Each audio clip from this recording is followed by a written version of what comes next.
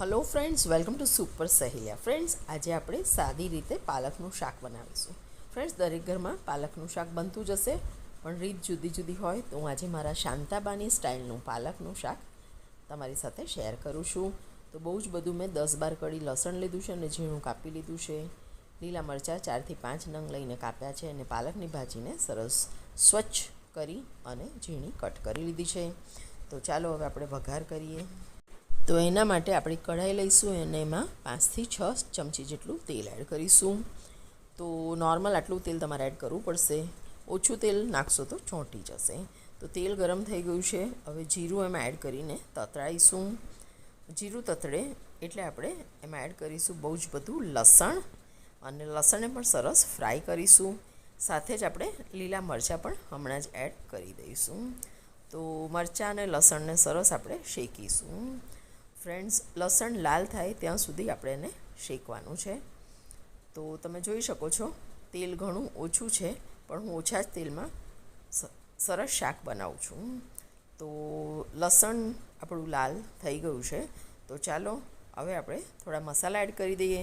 તો સૌપ્રથમ આપણે એડ કરીશું થોડી હળદર, અને એને થોડી આપણે શેકી લઈશું. તો ફ્રેન્ડ્સ, લાલ મરચાંનો ઉપયોગ આપણે નથી કરવાના, કારણ કે લીલા મરચાં ભરપૂર નાખ્યા છે. તો હવે આપણે એમાં પાલકની ભાજી એડ કરી દઈશું. ફ્રેન્ડ્સ, એકલી જ પાલકની ભાજીનું શાક બનાવવાનું, અંદર કોઈ જ મેળવણી કરવાની નહીં. ખૂબ જ સરસ શાક બને છે. અને તમને ખબર છે કે પાલકમાંથી આયર્ન મળે છે, તો બ્લડ માટે બહુ સારું છે. તો અઠવાડિયામાં એકવાર ચોક્કસ પાલકની ભાજીનું શાક જરૂરથી ખાજો. તો હવે આપણે એને ઢાંકી દઈશું અને થોડું સિજાવા જઈશું. ત્યાં સુધી આપણે કેરીનો રસ કાઢી લઈએ. તો અહીંયા મને આ બદામ કેરી જ મળે છે. એ કેરીને અહીંયા સફેદો કહે છે. તો રસ કાઢતા પહેલાં આપણે જોઈ લઈએ કે ભાજી ઓસવાઈ ગઈ કે નહીં. તો તમે જોઈ શકો છો ભાજી સરસ ઓસવાઈ ગઈ. હવે આ જ રીતે આપણે બધું મિક્સ કરી દઈશું અને ફરી પાછી એને થોડીવાર ઢાંકી દઈશું. ઓસવાઈ ગઈ છે પણ ચડી નથી. તો બસ આ રીતે એને મિક્સ કરીને હવે થોડીવાર ઢાંકી દઈશું. તો ફ્રેન્ડ્સ, 10 મિનિટ થઈ ગઈ છે. ચાલો ચેક કરી લઈએ. તો તમે જોઈ શકો છો લસણ પણ સરસ ડાર્ક બ્રાઉન થઈ ગયું છે અને ભાજી પણ ખૂબ જ સરસ ઓસવાઈ ગઈ છે. તો એનો મતલબ કે ભાજી આપણી ચડી ગઈ છે. તો હવે આપણે મસાલા કરીશું.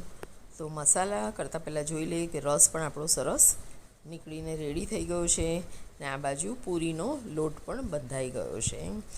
તો તળેલું ઓછું ખાઈએ છીએ એટલે હું આની ભાખરી જ બનાવીશ. તો ચાલો આ બાજુ પાલકમાં બધા મસાલા કરી દઈએ. પાણી પણ એકદમ સુકાઈ ગયું છે. તો સૌપ્રથમ આપણે એડ કરીશું ધાણા જીરું. મીઠું થોડુંક ઓછું જ નાખજો, કારણ કે પાલકમાં પણ મીઠું હોય છે. તો મીઠું આપણે લગભગ 2થી 3 પિંચ એટલે કે ચપટી જેટલું જ એડ કર્યું છે, ને બધું સરસ મિક્સ કરી દીધું છે. લાલ મરચું એડ કરવાની જરૂર નથી, કારણ કે લીલા મરચાં બહુ જ નાખ્યા છે. તો પાલકની ભાજી આપણી સરસ રેડી થઈ ગઈ છે. તો ચાલો હવે સર્વ કરીએ. તો મેં પીરસ્યું છે કારા અડદનું શાક, પાલકની ભાજી, રસ અને પૂરીની જગ્યાએ મેં ભાખરી બનાવી છે. તો મેનુ કેવું લાગ્યું કમેન્ટ બોક્સમાં ચોક્કસથી લખજો.